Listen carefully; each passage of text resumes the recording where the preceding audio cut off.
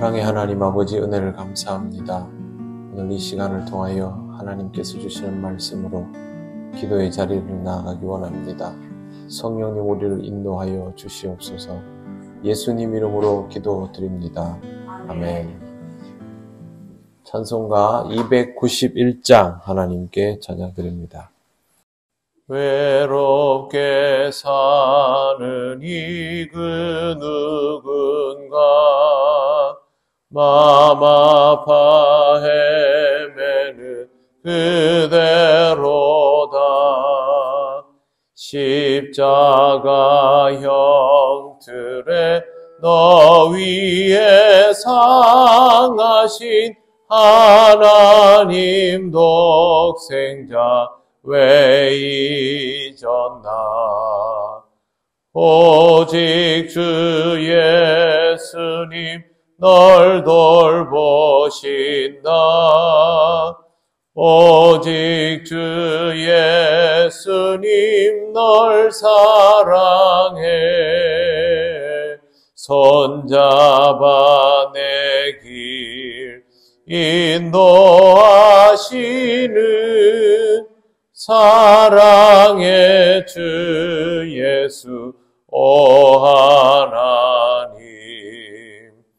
외로워 우는 이 그 누군가 친구를 잃으니 그대로다.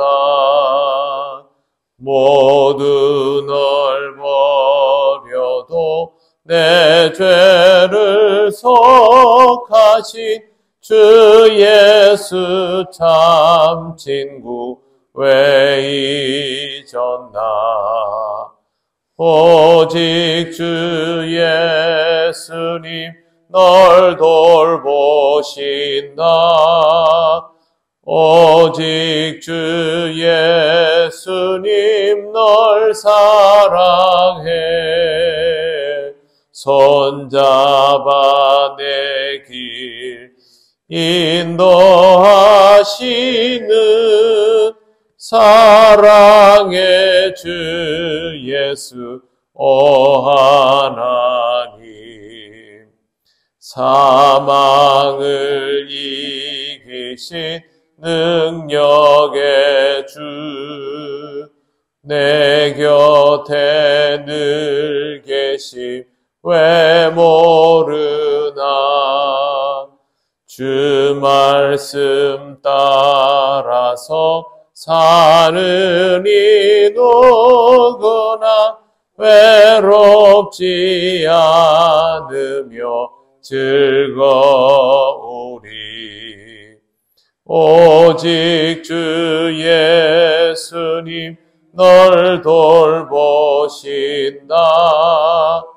오직 주 예수님 널 사랑해. 손잡아 내 길 인도하시는 사랑의 주 예수 오 하나님. 아멘. 하나님 말씀 베드로전서 2장 13절 14절입니다. 다 같이 봉독하겠습니다. 인간의 모든 제도를 주를 위하여 순종하되 혹은 위에 있는 왕이나 혹은 그가 악행하는 자를 징벌하고 선행하는 자를 보상하기 위하여 보낸 총독에게 하라. 아멘.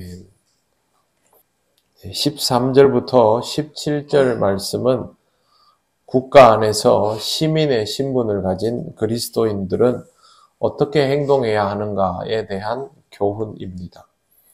우선은 자기가 속해 있는 지역사회와 그 구성원들에 대해서는 어떤 태도여야 할까에 대해서 베드로는 말을 합니다. 한국교회는 그동안 지역사회 속에서의 역할에 대해서 봉사와 구제에 대해서는 어느 정도 생각을 하였지만 전체 체제에 대해서, 시스템에 대해서는 어떤 대응을 해야 하는가에 대해서 일관성이 없는 경우가 많았습니다. 세상은 어차피 악한 것이고 교회는 어차피 그 세상과 어울릴 수 없기 때문에 관여하지 않는 것이 제일이라고 생각한 것입니다. 그런데 오늘 말씀을 보면 2000년 전에 베드로는 그렇게 생각하지를 않았습니다. 이유는 간단합니다. 복음을 전하는 데 있어서 그리스도인이 어떤 태도를 가지고 있는가가 굉장히 중요한 영향을 미치기 때문입니다. 오늘 말씀에 보면 인간의 모든 제도를 주를 위하여 순종하되 라고 그렇게 베드로는 말합니다. 기본적으로 인간의 모든 제도에 순종하라는 것입니다. 인간의 모든 제도는 인간 사회에 맞도록 만들어져 있지만 완벽한 것은 아닙니다. 더구나 기독교인들에게 맞추어진 사회 제도라는 것은 존재하지도 않고 존재할 수도 없습니다. 로마의 종교가 기독교로 확정되고 난 이후에도 법은 다 기독교적이지만은 않았습니다. 그런데 베드로가 여기에 순종하라고 말하는 이유는 그것이 주를 위하는 일이기 때문입니다. 신앙적으로는 주를 위하는 일이고 세상적으로는 왕이나 또 지도자를 의식하는 일이 됩니다. 그래서 베드로는 혹은 위에 있는 왕이나 혹은 그가 악행하는 자를 징벌하고 선행하는 자를 포상하기 위하여 보낸 총독에게 하라고 말을 합니다. 왕과 총독은 지도자일 뿐만 아니라 악행하는 자를 징벌하고 선행하는 자를 포상할 수 있습니다. 그들이 이렇게 상을 주고 벌을 주는 것만 하는 게 아니라 통제도 하고 자유도 줍니다. 이 사람들이 이렇게 하는 궁극적인 목적은 질서 때문입니다. 이런 질서를 유지하기 위해서 체제를 만들면 이 시대에 맞도록 그리스도인들은 이것을 따라 주어야 한다라는 겁니다. 처음에 코로나가 창궐했을 때 참 말도 많고 탈도 많았습니다. 방역 체계를 정치적으로 해석하려는 사람들도 적지 않았고 이제는 거의 대부분의 사람들이 백신을 맞았지만 여기에 동의하지 않는 사람들도 있습니다. 그런데 중요한 것은 어떤 방식으로든 그리스도인은 전체를 위한 질서에 협조를 해야 한다는 것입니다. 이런 이유로 우리는 각기 나름의 자리에서 방역수칙을 잘 지킬 필요가 있습니다. 이러한 것들을 잘 지키는 교회도 있지만 그렇지 않은 교회들도 분명히 있습니다. 잘 지키는 중에 문제가 발생하는 것은 더 큰 문제로 번지지는 않습니다. 하지만 제대로 지키지 않는 중에 문제가 발생하면 이것은 더 큰 문제가 될 수 있습니다. 식당이나 목욕탕처럼 그곳에 확진자가 나왔다 할지라도 그 자리에서 끝나는 것이 아니라 교회는 확진자가 나오면 마치 무슨 전염병의 온상인 것처럼 판단을 먼저 해버리는 경향이 이미 있기 때문에 우리가 각별히 주의를 요하고 있는 것이죠. 베드로만 이렇게 말한 것이 아닙니다. 사도 바울도 지금 베드로가 하고 있는 것과 같은 방식의 표현을 사용했습니다. 위에 있는 권세에 복종하라는 말도 이와 같은 맥락입니다. 그러니 기본적으로 그리스도인은 지도자나 체제가 요구하는 질서에 순종할 수 있어야 합니다. 의구심은 생길 수 있습니다. 만약 지도자들이 이 권위를 잘못 사용하면 그때는 어떻게 해야 하는가? 그때도 우리 그리스도인들은 순종을 해야 하는가라는 생각을 할 수 있습니다. 그래도 순종을 해야 합니다. 우선은 그들에 의하여 가장 기본적인 질서는 지켜지고 있기 때문입니다. 제가 이렇게 설명을 드린다고 해서 이게 단순 명료하게 딱 떨어지는 것이다 라고 말할 수는 없습니다. 하지만 한 가지 분명한 것은 있습니다. 우리에게 주어지는 모든 상황이 하나님께 영광을 돌리고 하나님의 영광을 드러내는 방편이 될 수 있기 때문에 우리가 순종을 하는 것이죠. 모든 것들의 궁극에 하나님이 있기 때문에 지금 무언가 좀 맞지 않고 또 흡족하지 않고 조금의 일들이 일어나고 있다 할지라도 그러한 것들은 순종해 나가야 한다라는 것이죠. 그러니 우리 그리스도인들은 지도자를 향한 순종과 불순종보다는 엄밀한 의미에서 하나님의 영광을 드러낼 수 있는가 없는가에 초점이 더 맞추어져 있어야 합니다.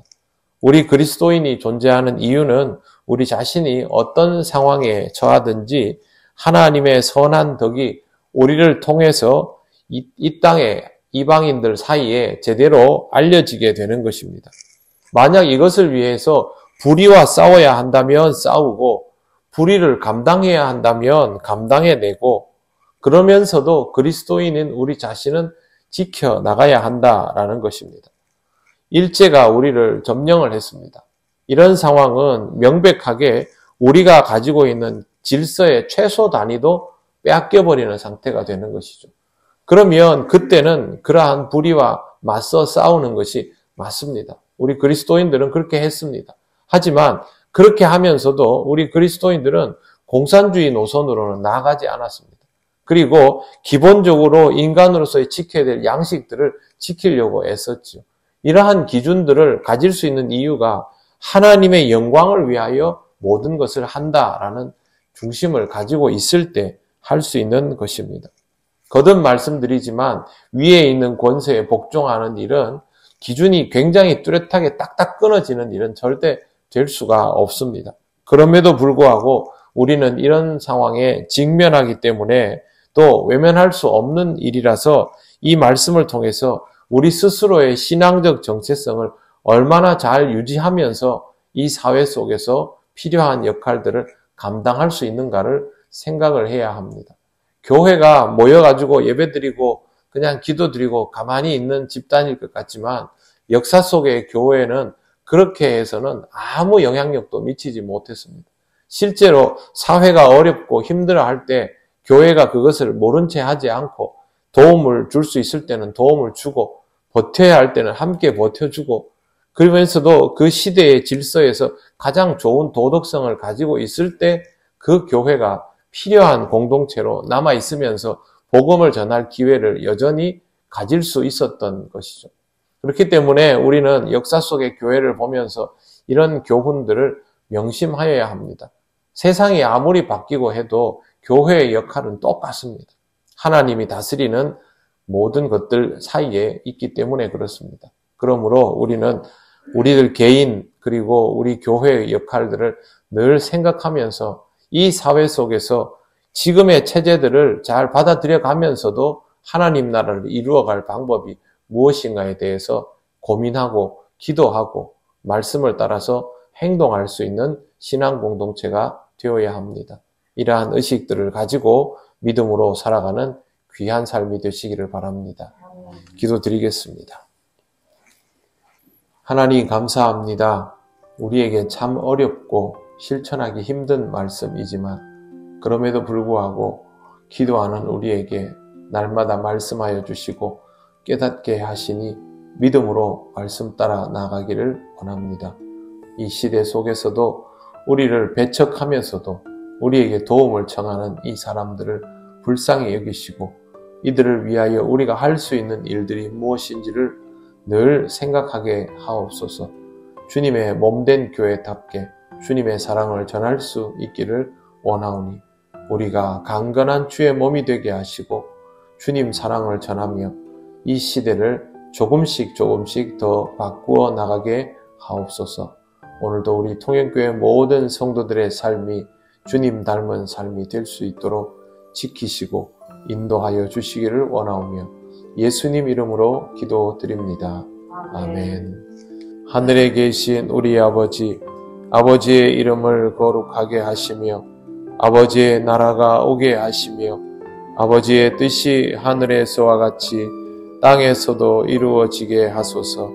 오늘 우리에게 일용할 양식을 주시고 우리가 우리에게 잘못한 사람을 용서하여 준 것 같이 우리 죄를 용서하여 주시고 우리를 시험에 빠지지 않게 하시고 악에서 구하소서. 나라와 권능과 영광이 영원히 아버지의 것입니다. 아멘.